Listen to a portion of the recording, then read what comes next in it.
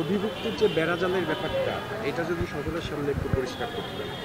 দেখুন, অধিভুক্তি আমি যদি বলি শুধু তিতুমিরের কথা, তিতুমির কিন্তু এই আজকে 5 তারিখের পর থেকে যে একটা আন্দোলন করছে বিশ্ববিদ্যালয় হওয়ার জন্য, এমন না। তিতুমির সে 1997 থেকে আন্দোলন করছে, তখন কিন্তু এখানে ইন্টারমিডিয়েট ছিল। বিশ্ববিদ্যালয় হওয়ার মানে হবে এই কারণে ইন্টারমিডিয়েট বাদ দেওয়া হয়েছে 97 থেকে। 5 সালে জগন্নাথের সাথে রেখে কিন্তু তিতুমিরকে বিশ্ববিদ্যালয় করার কথা ছিল, কিন্তু তারা সেটা করেনি, জগন্নাথকে করেছে। তো সেটা করতেই পারে। তারপর 14তেও এখানে আন্দোলন হয়েছে, তারা কিন্তু কী করেছে 2017 সালে কী করেছে, তারা দাবির অধিভুক্ত করে পেয়েছে, যেটা আমরা চাইনি, দাবিও চায় না, আমরাও চাই না। এটা করেছে কী জন্য? দাবি এটার সাথে শত কোটি টাকা আমাদের সাথে বাণিজ্য করেছে, টাকার একটা বাণিজ্য। আর আরেকটা প্রশ্ন হচ্ছে অধিভুক্তি যেটা হয় যে আমরা ক্লাস করি এক জায়গায়, পরীক্ষা দিই এক জায়গায়, আমাদের কাগজটা কাটা হয় আরেক জায়গায়, আমাদের বাইবা নেওয়ার জন্য ম্যাম আসা ঢাবি থেকে। তো এইখানে আমাদের মূল্যায়নটা কীভাবে হবে?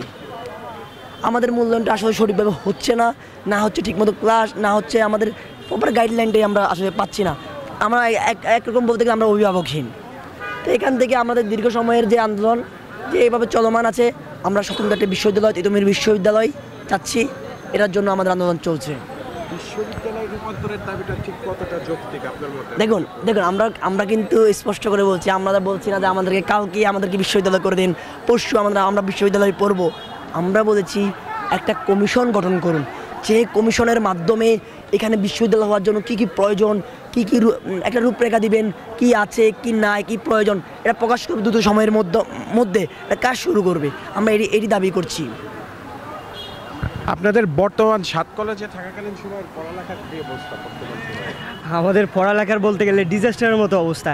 ধরেন আমাদের যে সেমিস্টার সিস্টেম না, আমাদের হচ্ছে ইয়ার সিস্টেমে হয় কি যে আমাদের ইনকোর্স হয়, তারপর আমাদের ইয়ার ফাইনাল হয়। কিন্তু আমরা ইয়ার ফাইনাল দিতে আমাদের মোটামুটি 1.5 বছরের মতো লেগে যায়। একটা ইয়ার শেষ হইতে আমাদের 1.5 বছরের মতো লেগে যায়। আমরা 21-22 সেশনের, কিন্তু আমরা এখনও সেকেন্ড ইয়ারে পড়ে আছি। এখন আমাদের পরীক্ষাও শেষ হয় নাই। পরীক্ষা বলছে যে আমাদের সামনে হবে, এখন দেখি পরীক্ষা হয় কি না। 4 মাস ধরে আমাদের পরীক্ষা চলতে আছে, এখনও হইতেছে না। তো এটাকে বলেন আপনারা কিভাবে দেখবেন? আমাদের কি বিশ্ববিদ্যালয় ছাড়া এটা কি যৌক্তিক না? তাহলে যেখানে আমাদের পড়াশোনাই ঠিকমতো হইতেছে না, আমাদের ক্লাস হইতেছে না, কিছুই হইতেছে না, ওইখানে আমরা কীভাবে পড়াশোনা করবো? তাহলে অবশ্যই তাহলে আমাদের এখানে যৌক্তিক একটা দাবি আছে বিশ্ববিদ্যালয় চাওয়ার, যে আমরা একটা সুশীল একটা বিশ্ববিদ্যালয় চাইতেছি, যেখানে আমাদের পড়াশোনার পরিবেশ থাকবে, আমাদের যে ভালো রেজাল্ট হওয়ার একটা অভ্যাস তৈরি করতে হবে ক্যাম্পাসের মধ্যে, এরকম কিছু পরিবেশ থাকতে হবে। এই জন্য আমরা বিশ্ববিদ্যালয়টা চাচ্ছি। আসলে আমার কাছে মনে হইতেছে এটাই যৌক্তিক একটা দাবি। আচ্ছা, আপনাদের কি এই 7 কলেজের অন্তর্ভুক্ত থাকাকালীন সময়ে ভোগান্তির চিত্র যদি কিছু থাকে সেগুলো একটু?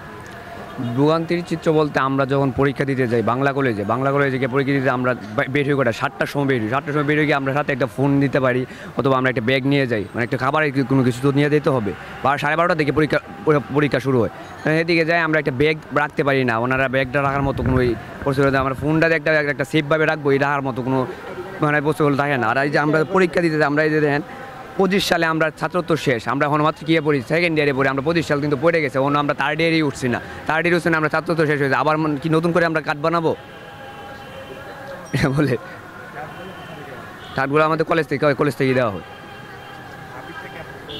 দাবি থেকে বলতে যে আমি যে একটা প্রবলেম ফেস করছি, আমাদের কিছুদিন আগে ফর্ম ফিল আপ নিয়ে আমার একটা মানে কোড মিসিং হয়ে গেছিলো। ওই কোড টানার জন্য আমার 2 দিন ঘুরতে হয়েছে। 2 দিন ঘুরে সিরিয়াল ধরে দাঁড়ায় রয়েছে। একদিন আমি টাকা দিয়ে আসছি, টাকা দিয়ে সিরিয়াল দিয়েছি, কিন্তু আমার সময় হয় নাই, ওনারা খাইতে চলে গেছে কিনা জানি। পরে আমি চলে আসছি, এদিন হয় নাই, লাঞ্চের কথা বলে চলে গেছে। পরে অফিস বন্ধ, ডিন অফিস বন্ধ হয়ে গেছে, আমি আইসা পড়ছি। পরে এরপরের দিন আবার গেছি, আবার গিয়ে কোডটা চাইলাম আমার কোড দেওয়ার জন্য। পরে মানে সিরিয়ালে দাঁড়ায় থাকতে পারে আমার মানে ভালো লাগতেছে না। আর তার আগে পরে স্যারের সাথে কথা বলে স্যারের নাম্বার নিয়ে চলে আসছি। এরপরের দিন গিয়ে আমার কোডটা আনতে হয়েছে। আর কিন্তু মাত্র একটা দিনের সময় ছিল, 1 ঘন্টার মধ্যে এসে আমি কাগজটা জমা দিচ্ছি। এটা কি মানে এটা হোয়াইট আর এন থেকে যাইতে শাহবাগ মানে যদি জ্যাম থাকে রাস্তার মধ্যে, তাহলে কয় ঘন্টা সময় লাগে আপনারাই তো জানেন।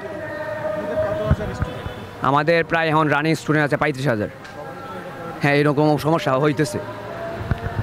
দর্শক, ঠিক যেমনটাই শুনছিলেন, নানা ধরনের বৈষম্যের শিকার হয়েই কিন্তু তারা আজ রাজপথে, কালকে ছিলেন তারা রেলপথে। দর্শক, আপনাদের কাছে তিতুমির কলেজের আপডেট জানাচ্ছিলাম আমি সুজয় মজুমদার, স্বাধীন বিডি 24, ঢাকা।